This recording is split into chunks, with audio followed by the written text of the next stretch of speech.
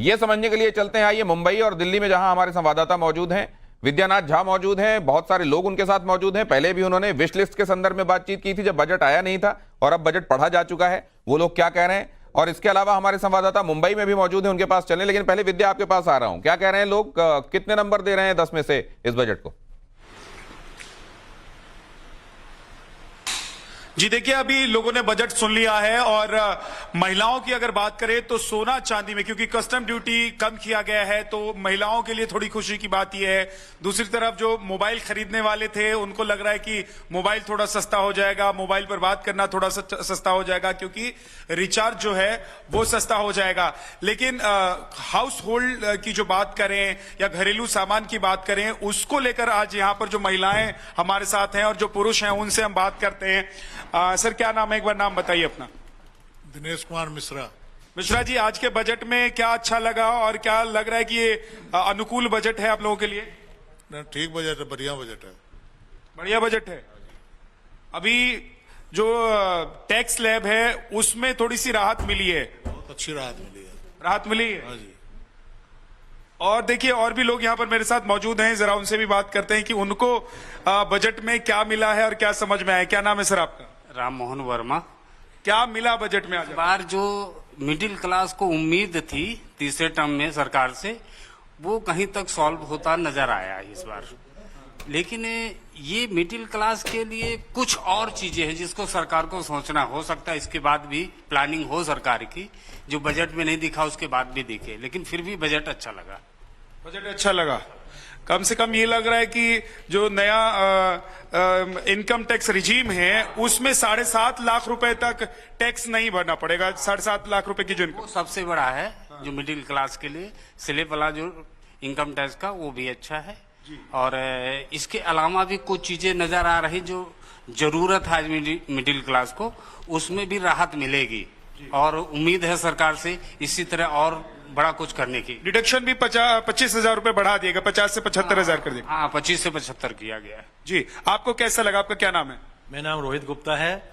हर बार मध्यम वर्गीय आदमी जो है इंतजार करता है कि उसके लिए कुछ होगा, तो कुछ लगा है कि मिला है इस बार मध्य वर्गीय को।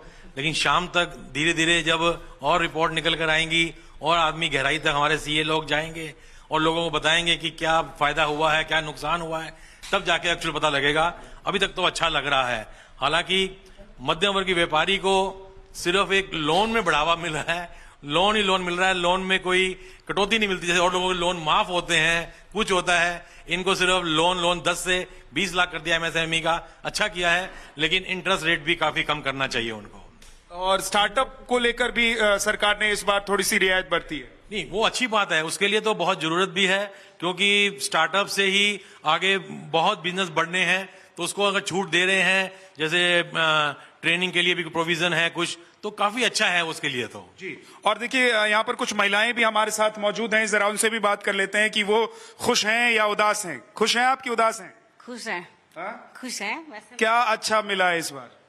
जैसे जो औरतों के लिए जो सबसे अच्छी चीज है सोना, हर कोई पहनती है, चाहे वो गरीब हो अमीर हो। तो किसी भी त्योहार होता है तो वो सबसे अच्छी बात होती है कि सोने में उन्होंने थोड़ा रियायत दी है। और मोबाइल भी आजकल आदमियों से ज्यादा औरतें ही चलाती हैं। किसी भी रील में देखो, आदमियों की इतनी नहीं होती जितनी औरतों की होती है। तो आज औरतों के लिए तो ये बहुत अच्छी बात है। तो मोबाइल खरीदना, रील बनाना, दोनों थोड़ा सस्ता हो गया। हाँ, दोनों। और त्योहार पे गहना भी आ जाएगा। और त्योहार में गहना भी आ जाएगा, वो भी सस्ता आ जाएगा। वो भी सस्ता आ जाएगा। लेकिन घरेलू चीजों को ठीक है, चलिए, तो ये मतलब हर किसी को मुस्कुराने की छोटी मझली बड़ी वजह है, लेकिन वजह है। राकेश त्रिवेदी हमारे संवाददाता जुड़ रहे हैं मुंबई से, उनके पास चलते हैं। आर्थिक राजधानी कैसे देख रही है इस बार के बजट को?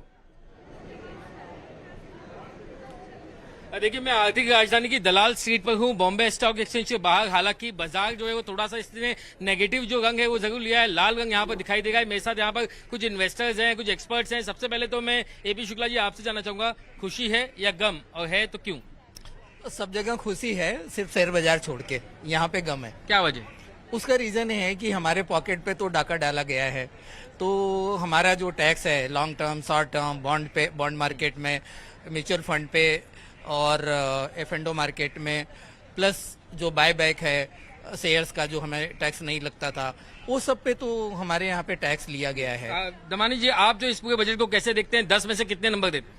मैं तो 10 में से 9 नंबर दूंगा, बट ये कहीं खुशी कहीं गम का बजट है।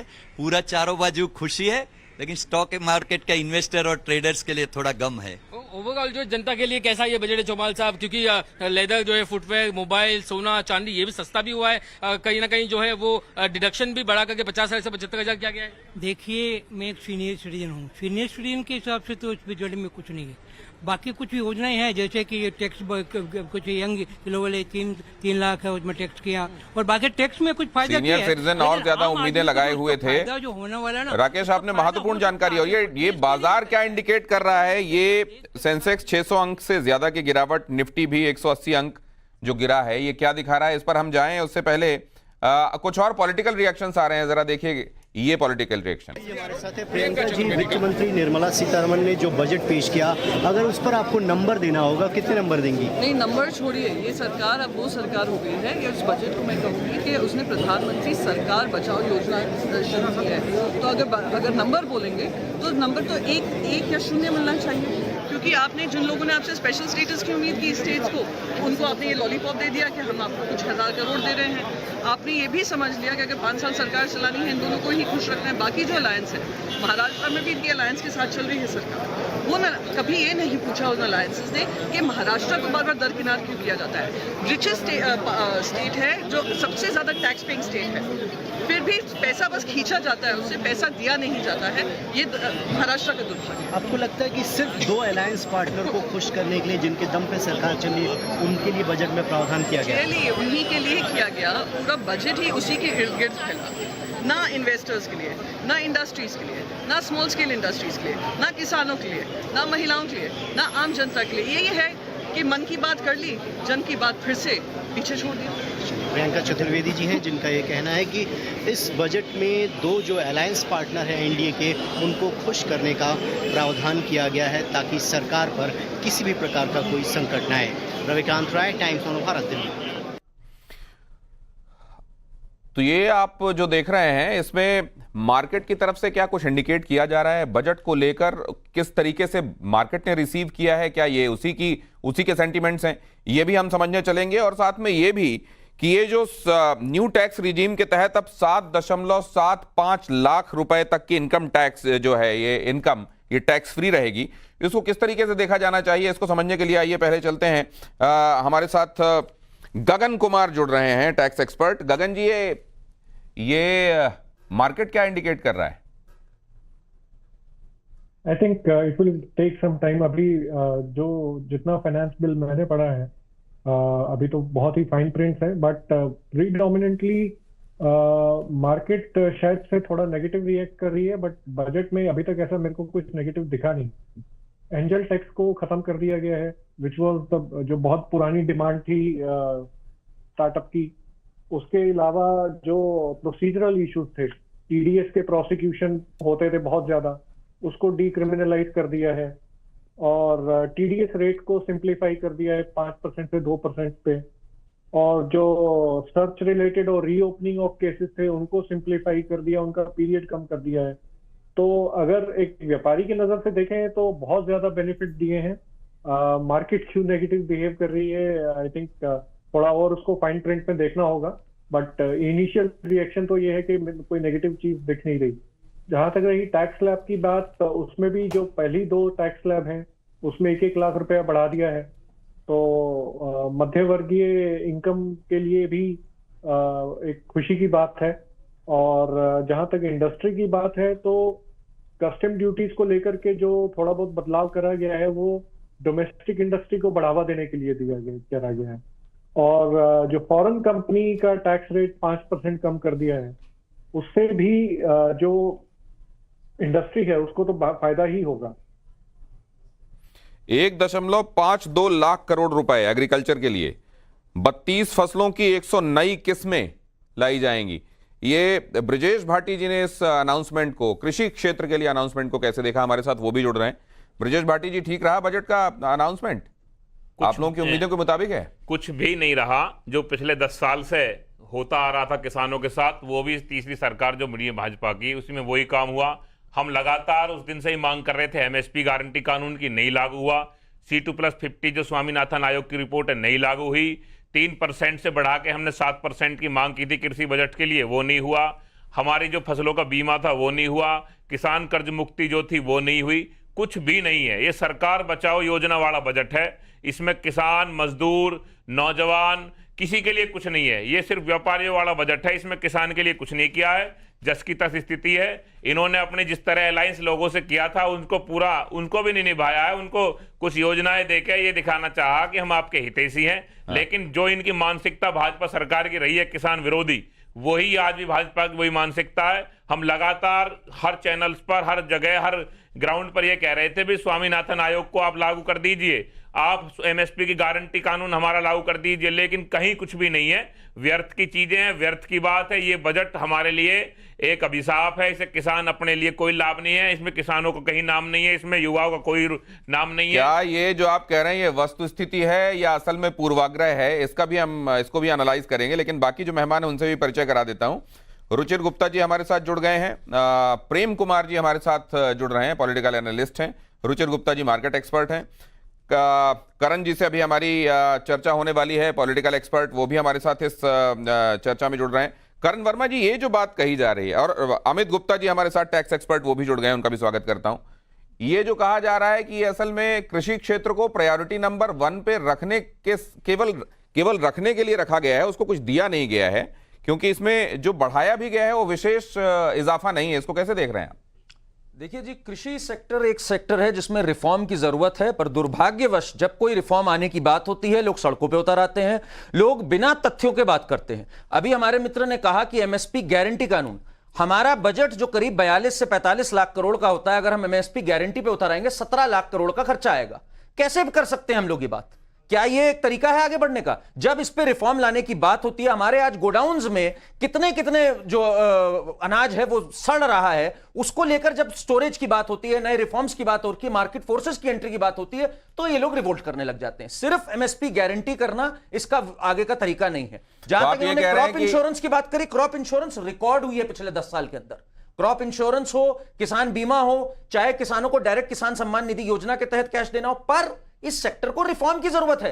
इसमें हम लोग को मार्केट फोर्सेस को अलाउ करना होगा ताकि और प्राइवेटाइजेशंस भी आए इसके अंदर। ऐसे सिर्फ, अगर हम एक सोशलिस्ट कंट्री नहीं हो सकते, सिर्फ अगर हम लोग इस पे करेंगे एक दिन सामने आ जाएगी बात। आज क्या हो गया पंजाब में सॉइल का इकोलॉजिकल बैलेंस खराब हो गया, क्योंकि केवल वही जिस पे एमएसपी है वही निकाले जाते हैं और किसी और डाइवर्सिफिकेशन नहीं होता। सरकार ने साफ कहा किसानों से, आप 4 और क्रॉप्स पे पल्सेस समेत डाइवर्सिफिकेशन करिए, हम आपको सपोर्ट करेंगे एमएसपी का, पर थोड़ा बहुत किसान को भी आगे आना होगा और सम्मान करना होगा इन रिफॉर्म्स का। ये वही रिफॉर्म्स हैं जिनको कांग्रेस पार्टी ने बोला था 2018-19 में, बाद में पलट गए उस बात से। तो हमें यह समझना होगा, यह बजट, मैं मानता हूं दिनेश जी, दूरदर्शी बजट है। युवाओं पे इसका जोर है। यस, मैं एक बात मानता हूं, long term capital gain tax जो बढ़ाया है, मुझे पता था उसका स्टॉक मार्केट पर गलत असर होगा, वो हुआ। वो शायद अवॉइड कर सकती थी ये सरकार, क्योंकि स्टॉक मार्केट से बहुत फायदा हुआ है और जनरल कंपनीज का कैपिटल इक्विटी की अगर मैं बात करूं, उसमें ग्रोथ हुई है। इस चीज को अवॉइड किया जा सकता था इस समय, पर सरकार ने किया। देखिए, ये सरकार वो नहीं है कि शॉर्ट टर्म में आपको कुछ एक लड्डू पकड़ा दे, आपको ये लॉन्ग टर्म सर्जरी करने वाली सरकार है। ये लॉन्ग टर्म सर्जरी करने वाली सरकार है, और मार्केट में जो नेगेटिव सेंटीमेंट आप देख रहे हैं, ये short term capital gain, long term capital gain और सिक्योरिटी ट्रांजैक्शन टैक्स, क्या इसकी वजह से ये नेगेटिव सेंटीमेंट देखने को मिल रहा है? ये हम और अच्छे से समझेंगे, लेकिन गिरिराज सिंह जी क्या रिएक्ट कर रहे हैं इस बजट पर, वो देख लीजिए पहले। गिरिराज जी, आज जो वित्त मंत्री निर्मला सीतारमण ने बजट पेश किया, अब विपक्ष के लोग कह रहे हैं कि ये तो कुर्सी बचाओ बजट है, क्योंकि इसमें सिर्फ टीडीपी और बिहार और मैं कांग्रेस से कहता हूं कि कांग्रेस के मित्र बताएं कि तेलंगाना और आंध्र का जब विभाजन हुआ था, उस समय जो वादा किया गया उसको नहीं देना चाहिए। बताए, हमने तो पहले भी दिया, वाईएसआर की सरकार थी उस समय भी दिया, अभी भी दिया हूँ। और जहाँ तक बिहार का सवाल है, 2000 में बिहार का बंटवारा हुआ झारखंड से, हमारे पास खनिज नहीं थे और खनिज नहीं होने के कारण हमें नुकसान हुआ। और नुकसान होने के कारण ये विशेष राज्य के दर्जे की बात थी। विशेष राज्य के दर्जा का नियम तो अब नहीं है, जब था तो लालू प्रसाद यादव और कांग्रेस ने बिहार को अनदेखा कर दिया, लेकिन नरेंद्र मोदी ने 2015 में 1.25 लाख करोड़ की घोषणा की और 1.25 लाख करोड़ में 2 लाख करोड़ का वहाँ निवेश हुआ। और इस बार नरेंद्र मोदी ही विकास के लिए दिया है। बिहार के विकास पूर्वांचल के विकास के साथ जुड़ा हुआ, चाहे बिहार, झारखंड, उड़ीसा, असम, सबको सम्मिलित किया गया है। और